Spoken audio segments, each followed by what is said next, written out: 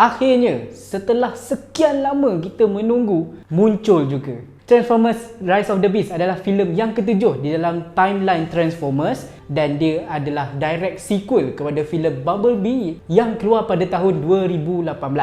Filem ini bukannya diarahkan oleh Travis Knight lagi, tapi ia diarahkan oleh Stephen Cable Jr. yang juga mengarahkan filem Creed 2. Filem ini diproduce oleh Michael Bay. Sinopsis untuk filem ini adalah di mana seorang karakter yang bernama Noah ingin mencuri sebuah kereta dekat basement, tetapi it turns out that kereta itu adalah sebuah Transformers. Kemudian Autobot ini yang bernama Mirage pergi ke dalam sebuah gudang dan berjumpa dengan para Autobots yang lain lah, seperti Optimus Prime, Bumblebee dan RC. Setelah diorang kalah dengan Terracons masa first half, diorang berjumpa dengan Maximals dekat satu hutan dan kemudian mereka berdua bergabung untuk memusnahkan Terracons dan juga Predacons. Selain itu, mereka juga cuba menghalang Unicron daripada sampai ke bumi. Antara part yang saya suka tentang filem ini adalah yang pertama, karakter-karakter yang tertentu. Bukan semua, hanya tertentu. Seperti watak Noah yang dilakonkan oleh Anthony Ramos dan juga Elena yang dimainkan oleh Dominic Fishback. Kedua mereka ini, karakter manusia adalah yang paling best setelah Sam Witwicky dengan Charlie Watson. Kemudian interaction antara watak Noah dan juga watak Transformers Mirage tu, memang chemistry antara mereka berdua sangat-sangat akrab. Okey, yang seterusnya adalah aksi di dalam filem ni. Pasal aksi tak payah cakap lah, cerita Transformers kot, confirm ada letup-letup. Kita tak boleh lari lah daripada letup-letup tu kan. Lagi-lagi disupervisekan, diproducekan oleh Michael Bay. Tapi letup-letup dalam filem ni tidak seperti The Last Night dengan Age of Extinction punya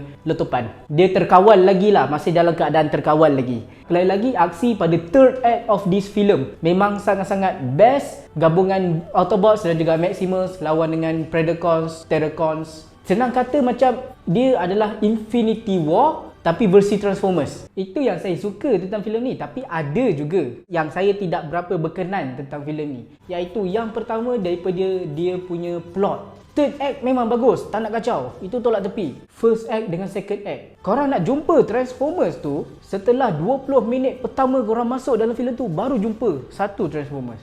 Lambat. Dia berbeza dengan apa yang kita tengok dalam filem Bumblebee. Bumblebee awal-awal tu dia dah tunjukkan Cybertron punya scene. Memang style, memang hebat.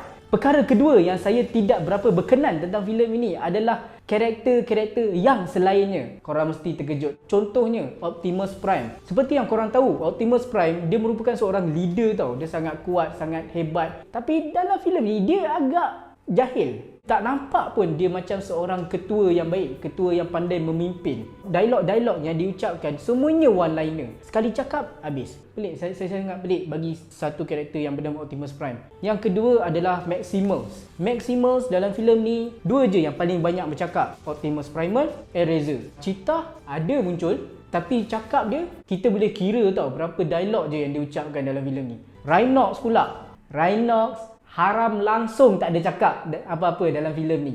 Zero. Dan yang terakhir adalah main villain dia, iaitu Scorch. Scorch sebagai seorang villain, saya tidak nampak dia begitu intimidating. Walaupun dia ada vibe-vibe seperti Lockdown, tetapi dia tidak berbahaya dan tidak berbahaya seperti Megatron tu sendiri. So it's like a generic punya villain lah Scorch ni. Memang digunakan sekali lepas tu habis. Jadi itulah apa yang saya tidak berkenan dalam filem ini.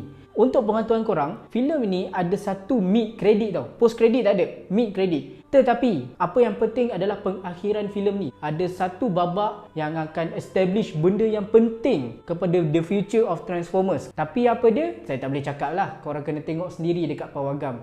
Jadi persoalan yang besar sekarang ni, adakah filem ini reboot ataupun prequel kepada Bayverse punya Transformers? Jawapan dia adalah tak. Filem ini saya bagi rating sebanyak 5/10 bintang. Korang pergi tengok dekat Pawagam yang terdekat dengan korang. Filem ni baru keluar, tengok secara halal dan menjadi penonton yang setia. Terima kasih.